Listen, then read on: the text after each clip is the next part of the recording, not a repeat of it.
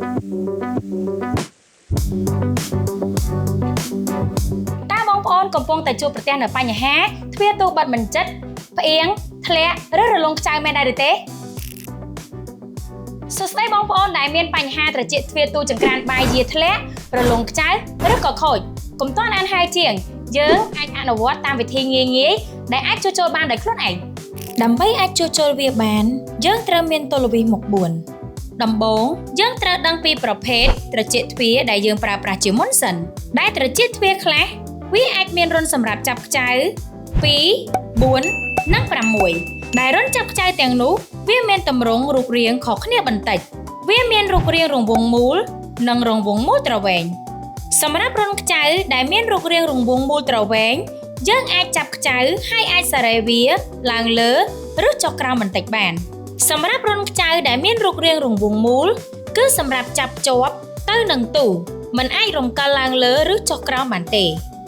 សម្រាប់ខ្ចៅដែលនៅផ្នែកខាងលើទាំងពីរវាក៏មានតួនាទីខុសគ្នាដែរ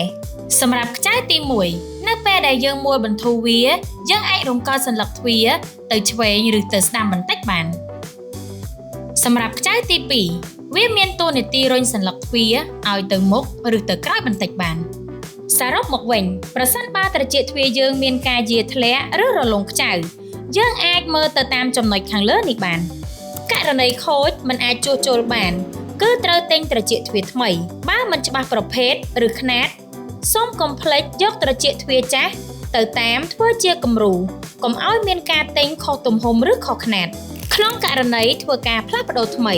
ជាដំបូងយើងត្រូវមួលដោះវីសដែលនៅជាប់ត្រចៀកទ្វារទាំងសងខាងចេញរួចហើយយកត្រចៀកទ្វារថ្មីមកដាក់និងមួលបញ្ចូលទៅវិញ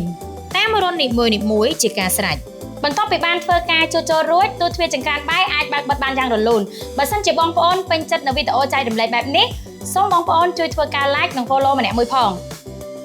សូមអរគុណជួបគ្នានៅវីដេអូក្រោយៗទៀតបាយបាយ